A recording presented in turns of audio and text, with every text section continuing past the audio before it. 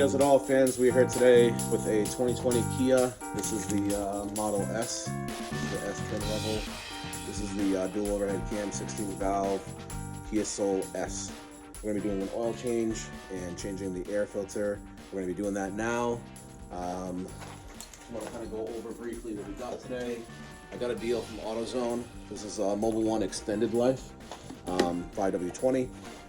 Now they say that this oil is 15,000 miles. The guy at the store told me it was 10,000 miles. I'm actually probably going to change this at about 7,500 to 8,000 miles. So when I mark up the sticker, that's what I'll be doing to remind myself. At 7,500 miles, it's time to change that oil. Reason being, from a scientific level, on a molecular level, anything, whether it be conventional, synthetic, it's going to eventually break down. I would not be trusting this oil, even though it says 15,000 miles. I would not be trusting that just based on a molecular level alone. So that's the oil there. We have the extended protection on the oil filter. And I got this STP air filter. We're gonna be throwing that in as well. And I actually have the receipt. I'm gonna stick to write my mileage on, so I can remind myself there. And this is the deal that I got. You're probably not gonna be able to see this on the screen. But basically, I got the deal. It was with taxes included, Rhode Island tax, 7%. Total came to $47.07. So there's a deal right now going on that. So let's get this car up on stands, start doing this oil change, and switch out this air filter. Let's get to it. So the first thing we're gonna go for here is this air filter. There is a couple of clips here that we're gonna want to pop. I don't know if you can kind of get in there to see it, but basically we have one right there. We have one right there, and I believe on this side we kind of just have like an insert where it slides in. I could be wrong, but we're about to find out. So let's get in there, figure it out. Set down this camera here, shift it a little bit, should be good there. Can you guys see? I hope you can. So here's that first clip. Okay, and I'm kind of, so on this back side I'm pushing forward this way. And on this side here, I'm pulling this way. So towards the driver's side for this front clip, this rear clip that's facing towards the firewall, or this is the firewall for those of you who are not familiar with the terminology. So this clip is actually going to be pushed this way. And so I'm going to give a nice little gentle tug just to see if I can get it to come loose. And indeed it did. And this is as expected. It did have those little ears that I was talking about that slide in. You can actually see them right there. So that just kind of slides in first, and once they slide into place, that's what allows you to kind of clip it all down into place. So let's pull this out of the way. A lot of times, I think we might do it, people will actually completely remove the air box to replace the air filter. It's not necessary. You can actually kind of just lift and get to it. You could actually remove this whole piece, and now we have opening, but you guys can kind of see that the air filter is kind of just chilling inside there.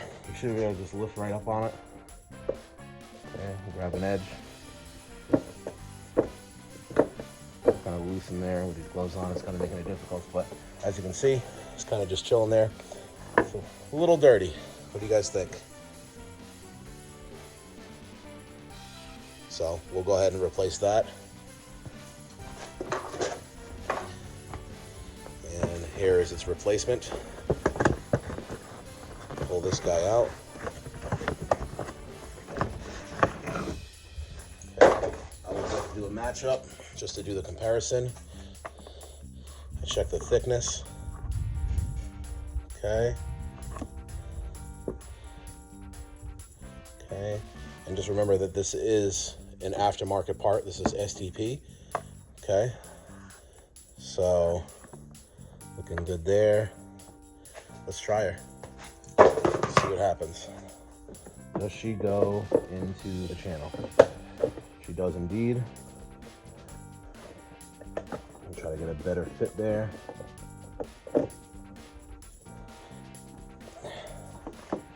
Make sure that we can get those two ears to slide in correctly. That channel.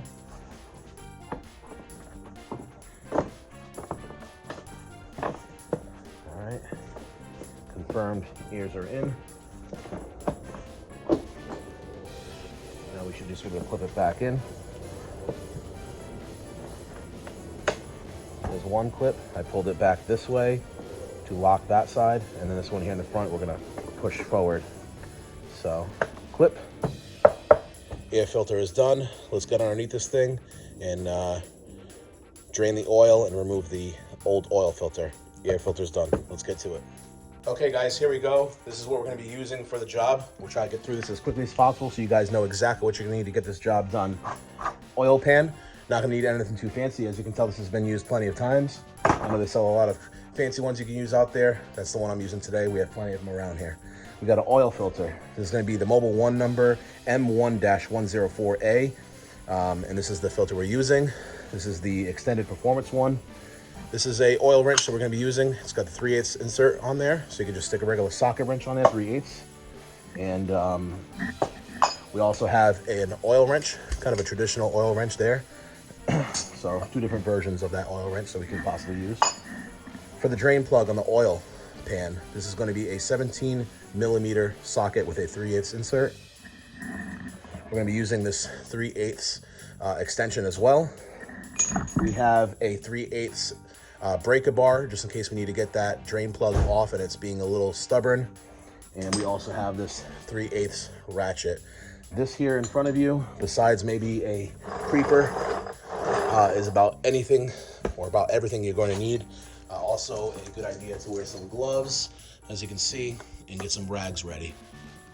So, all right, let's get underneath and see what she's looking like. Okay, so here we are. I'm going to be sliding this camera on the creeper from the front center of the vehicle towards the drain plug and oil filter. The first thing you're going to see is going to be the oil filter. So we're sliding it down the front center. Kia has done a wonderful thing, providing a nice little cutout to get to that oil filter. You can see it there. And then a little further,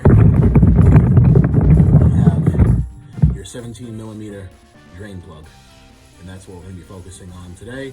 We're going to be removing both this oil drain plug to drain the oil filter and replacing with a nice fresh one, and then we'll eventually go up to the top and top her off. This car specifically calls for 4.22 quarts of oil, and that is including the filter. Okay, so here we are at the 17mm drain plug. I'm going to come up, pop that guy on, crack her loose. The rest can be done by hand. We'll bring our oil in, being right where the camera is. That's convenient, isn't it not? And we'll start draining the oil into that pan. Let's do that now.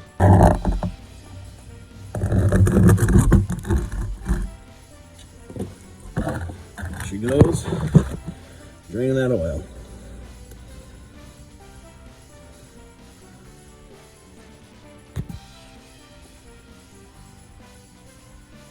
All right, we'll finish draining her up.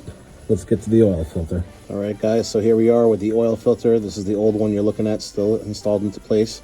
It's gonna come up in here with the oil filter wrench. Pliers, they call these. I'm actually gonna go straight in, because I obviously can't hit it from an angle. And what I'm gonna do is kind of just grasp it and see if I can kind of just knock her loose, give her a little twist.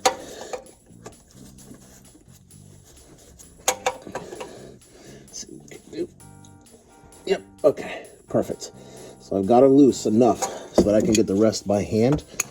Now I can kind of get in here, turn it, and this is a good time. This is cool to the touch, by the way. This is a good time to kind of mention, you know, when your oil's hot, you really don't want to change it and touch things like the drain plug. If the oil comes down from the oil pan, it might be hot to the touch.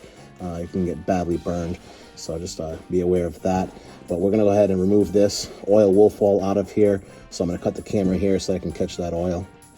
So whenever possible, you always want to come in here, clean up a little bit. And now I realize on every vehicle, it's a different situation. You don't always have this beautiful access like Kia has given us here to get in here and do some cleaning. But just be aware that whenever, you know, you're draining oil, whether it be from the oil filter or from the drain plug itself, oil will splash up on these protective covers. It'll start splashing everywhere. The vibrations from the road will just get that oil to trickle down everywhere. It just makes a mess. So if you can, come in there, nice clean rag, make sure it's not a used one. You don't want like grime and gook from the floor and rocks ending up in here. You want to make sure those threads do not get any grime or sand or stone or gravel in them.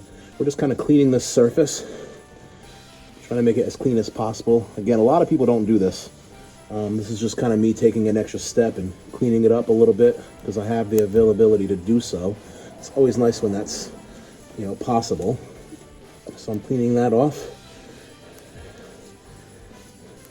Cleaning up the front of this oil pan because it did get hit with a little bit of oil. The bottom of this protective cover.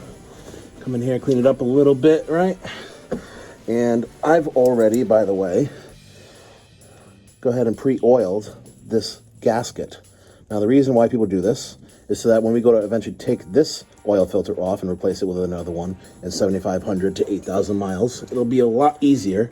The gasket won't get stuck and we can just get it off. So let's go ahead and thread this new oil filter on by hand first.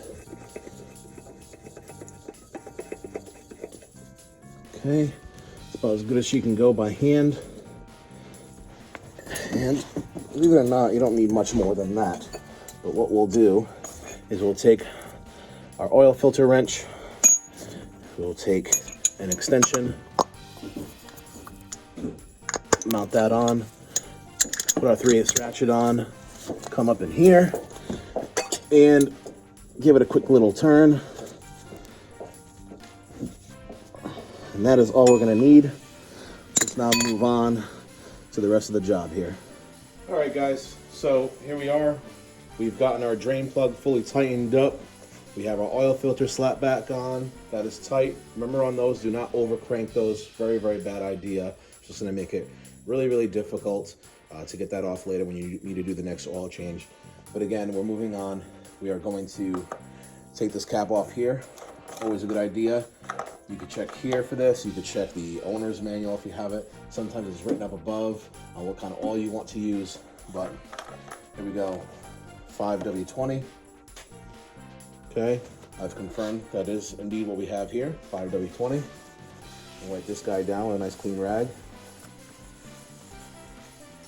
Kind of always like to wipe these guys down too. Now, so long as there's no debris here on the edge, don't be worried about wiping this. But if there is any type of debris around this edge, like acorns, dust, some kind of fiber, dirt, grime, you don't want to do what I just did because that will fall right in there and can cause some serious issues. So if you're in doubt, just don't bother with that wipe down part. I throw our funnel in, take the cap off. Now this is a 5-quart jug. This car calls for 4.2. This car calls for 4.22 quarts of oil. So what we're gonna do is throw about 4.5 in, fire up the car for about a minute, let that oil circulate to the filter because that filter will take some of that oil, and then we'll check the dipstick to see where our level is at. Let's go ahead and start pouring. And by the way, there is an indicator here so you can figure out exactly where you are. So when we get about here is when I'll be checking to see what our dipstick is looking like. Let's go ahead and go in there, pour nice and slow. Don't overfill because it's never fun when oil just goes flying everywhere. And as they say, oil is like gold, not a drop is spilt.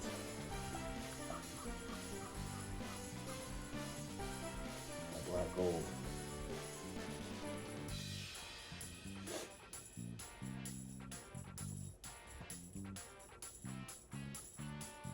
Bits at a time, let it drain.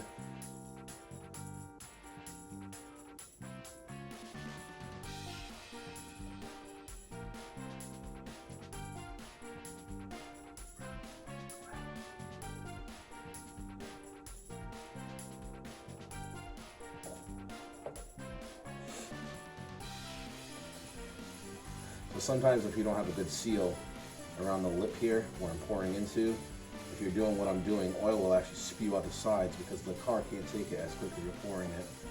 You kind of get used to the feeling after years of working on cars. Just be aware of that.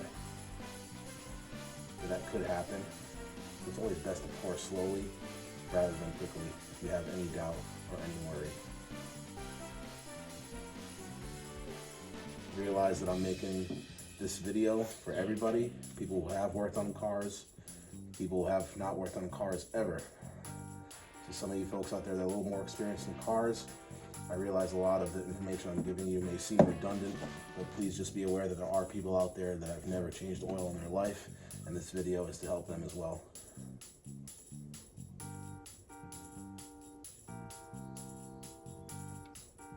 So we're getting pretty close to the point of where I can check the level in this bottle. Again, max level a little over a quart in this bottle.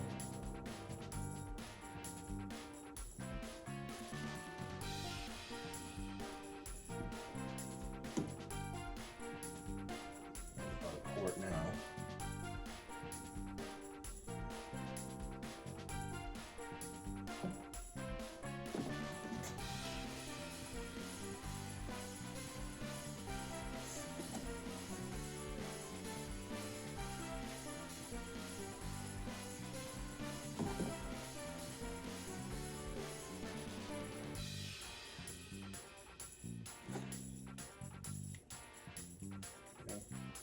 I'm going to leave about a half a quart left in this jug.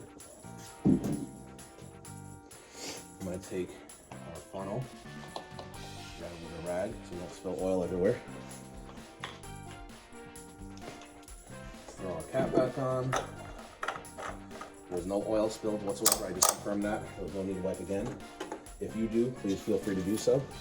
We're going to fire up the vehicle.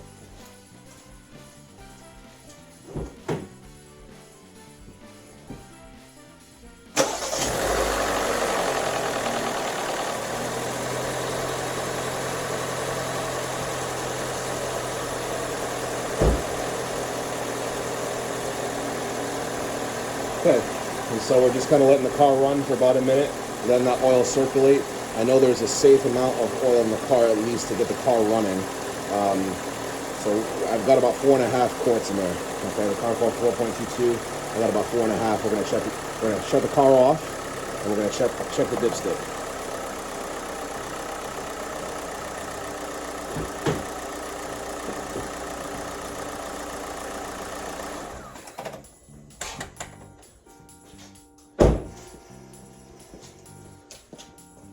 Grab ourselves a nice clean rag.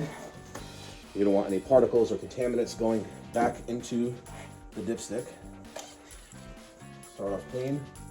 Wipe this guy down. And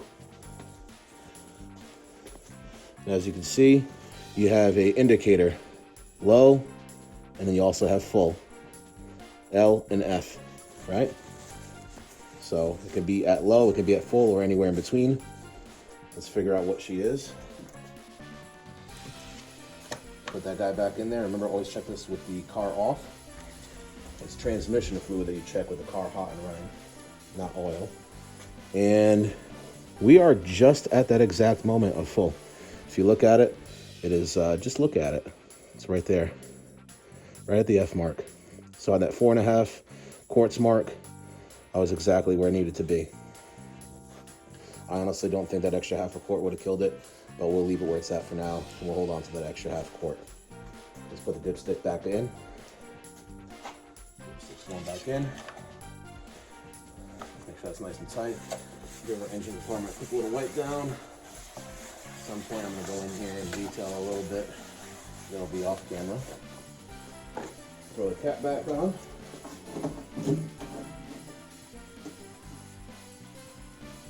All right, everyone, that wraps up the oil change and the air filter change on this 2020 Kia Soul.